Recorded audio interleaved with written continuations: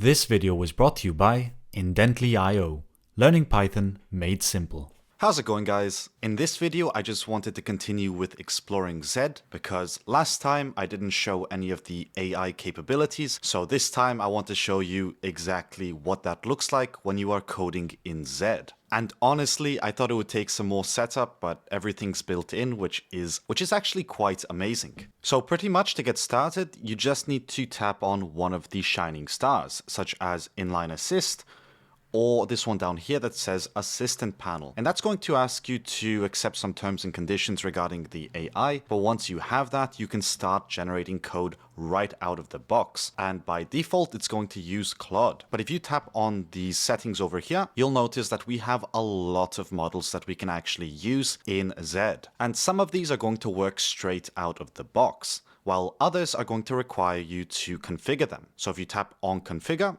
you're going to notice that there are going to be some sections where you can add your access key. I believe there will be some for DeepSeek and also for Google AI, and of course ChatGPT or OpenAI will also be listed here. So those do require keys. And if you have keys, great, you can just use ChatGPT as always. Otherwise, we can continue with Claude. So this is what they call inline AI chat generation, or they just call it Inline Assist. And that's just like a quick way to generate code on the spot. But let's look at it in action. So what I'm going to do is go to this button over here or hold down Control plus Enter to start the Inline Assistant. Then I want to create a simple function that generates a random number. So generate random number with type hints and documentation. So I'm completely outsourcing my job to this AI. Now, since I'm using the complicated version or the more complex version of Claude, which thinks harder, it's going to take a moment longer to actually generate the code. But as you can see, if we like it, all we have to do is tap on Enter or confirm the assist, and that's going to be our code, and we can go home and play video games. Obviously, you might want to look at this code before shipping it, but still the fact that you can just generate it by tapping Control plus Enter is quite nice. Otherwise, if you have questions, you can hold Command Shift plus question mark, and that will start a chat assistant in a completely new window. So here we can type in, how are you? Because I have nothing better to do. The assistant will think, and apparently they're doing well. I'm happy Claude is doing well. And again, we can ask it to generate some code.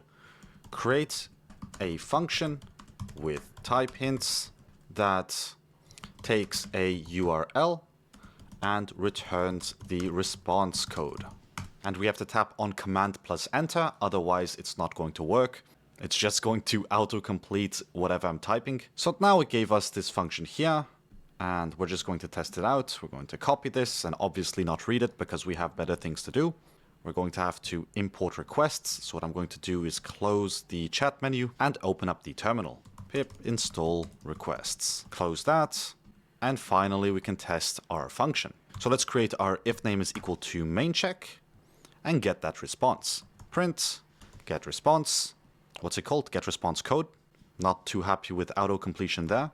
HTTPS /www.indently.io. Save. And let's run it. And we got a code 200 back. That's perfect. So one thing I actually still find incredibly annoying is this auto code generation. It's just too fast for me. It's too intrusive, so I'm going to have to look into the settings to see how I can delay that or how I can disable that, because it's just too fast for me. Display inline when holding a modifier key. Now that sounds like what I was looking for. How beautiful is that? Yes, that's exactly what I wanted. What I did was tap on the Z key, and here you'll see display modes where you'll get one that says eager and one that says subtle.